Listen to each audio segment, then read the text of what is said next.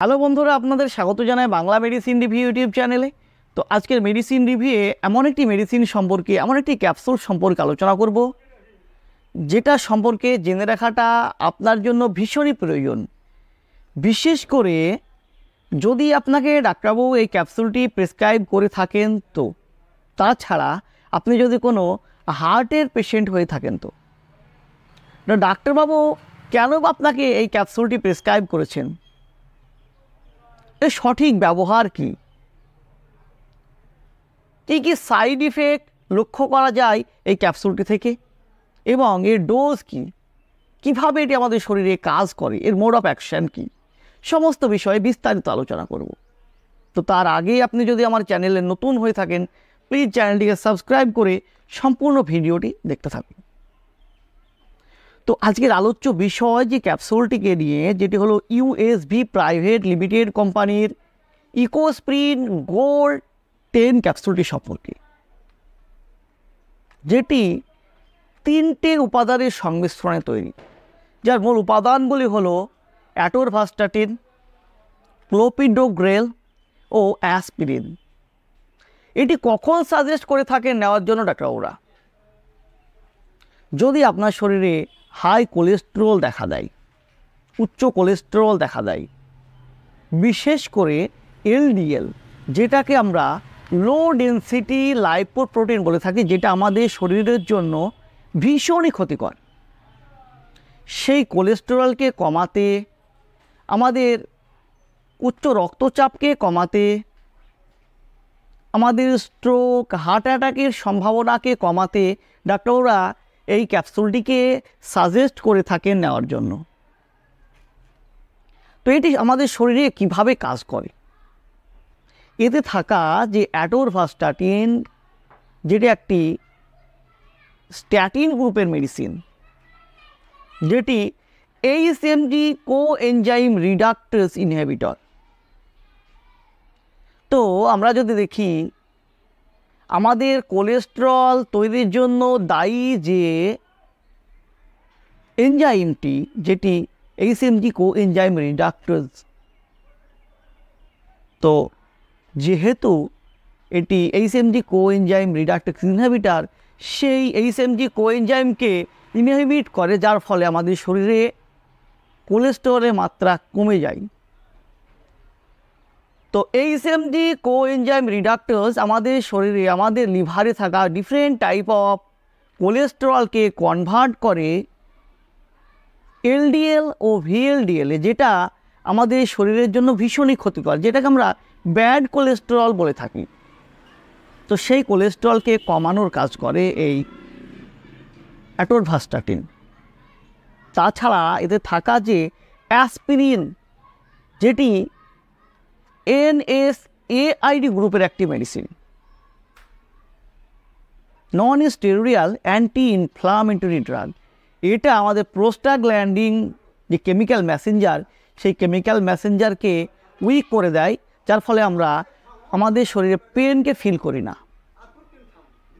তো এই মেডিসিনটির একটি সাইড ইফেক্ট লক্ষ্য করা যায়, যেটা আমাদের ব্লাড, আমাদের রক্তকে পাতলা করে দেয়। সেই সাইড ইফেক্টটাই এখানে কাজে লাগানো হয়েছে। ডাক্তারবাবুরা এটিকে ব্লাড থিনার হিসাবে ব্যবহার করেছেন এখানে, বা ব্যবহার করে থাকেন। তো যেসব ব্যক্তিদের হাই কোলেস্টেরল, বিশেষ করে এলডিএল, যাদের ব্লাড ক্লট হওয়ার একটি সম্ভাবনা দেখা দেয়, তো সেই সম্ভাবনাকে কমাতে এই অ্যাসপিরিনকে এখানে ব্যবহার করেছেন। তাছাড়া এই ক্যাপসুলের মধ্যে থাকা যে ক্লোপিডোগ্রেল, যেটি একটি পাইরোথায়ারাইন ডেরিভেটিভ, এটি অ্যান্টিপ্লেটলেট হিসেবে কাজ করে। অ্যাডিনোসিন রিসেপ্টর ইনহিবিটর হিসেবে কাজ করে, which inhibits the early step of platelet activation. অর্থাৎ যে আমাদের প্লেটলেট অ্যাক্টিভেশনের যে প্রথম স্টেপ, প্রথম ধাপ, সেটিকে ইনহিবিট করে, যার ফলে আমাদের ব্লাড ক্লট হতে দেয় না, যার ফলে যেসব ব্যক্তিদের ব্লাড ক্লট হয়ে স্ট্রোক, হার্ট অ্যাটাকের সম্ভাবনা দেখা দেয়, সেসব সম্ভাবনা ঝুঁকিকে কমিয়ে দেয় এই ক্যাপসুলটি। তো এই ক্যাপসুলটি কী কী সাইড ইফেক্ট দেখা দেয়, যে মোস্ট কমন সাইড ইফেক্টগুলো লক্ষ্য করা যায় এই ক্যাপসুলটি থেকে, সেগুলি হলো মাথা যন্ত্রণা, বমি, বমি বমি ভাব, পেটে ব্যথা করা, হার্টবিট কমে যাওয়া, গোড়ালি ফুলে যাওয়া, ব্যথা করা, এসব সমস্যাগুলি দেখা দেয়। তো কোন কোন ব্যক্তিদের ক্ষেত্রে এই ক্যাপসুলটিকে দেওয়া যাবে না? তো এটি যেহেতু অ্যান্টি কোয়াগুলেন্ট হিসাবে কাজ করে, যে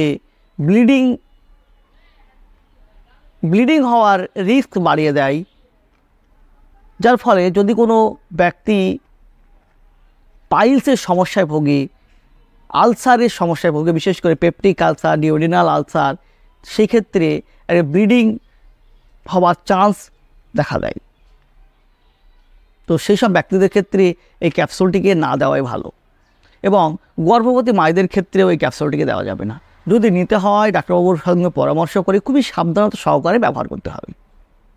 তো কী ডোজে ডাক্তারবাবুরা এটাকে সাজেস্ট করে থাকেন নেওয়ার জন্য? দেখুন, একটি মেডিসিনের ডোজ সিলেক্ট করা হয়ে থাকে সেই রোগীর শরীরের কন্ডিশন, তার রোগের কন্ডিশনের উপর নির্ভর করে। তাই ডোজের ক্ষেত্রে ডাক্তারবাবুর পরামর্শ নিয়ে ডাক্তারবাবুর পরামর্শে সেবন করাটাই সবথেকে ভালো হবে।